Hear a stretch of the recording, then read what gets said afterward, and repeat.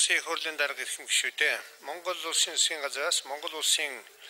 2012 оны төсвийн тухай хуульд нэмэлт өөрчлөлт оруулах тухай,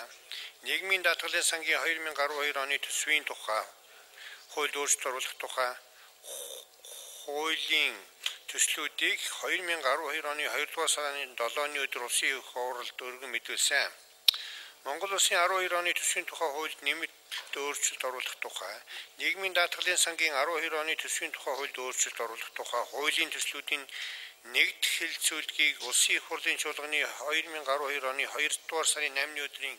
нэгдсэн хуралдаанаар хэлэлцэж улсын их хурлын байнгын хороодод шилжүүлсэн билээ. Дээрх хуулийн төслүүдийг 2 дахь хэлэлцүүлэгт бэлдэх тухай асуудлыг төсвийн байнгын хороо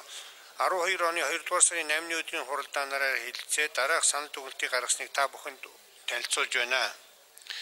Засгийн газрын бүтэцэд өөрчлөлт оруулахтай холбоотой гаргасан шийдвэрийг хэрэгжүүлэх, төсвийн байгууллагын албан хаагчдын цалин, нийгмийн даатгалын болон нийгмийн халамжийн сангаас олгох тэтгэвэр,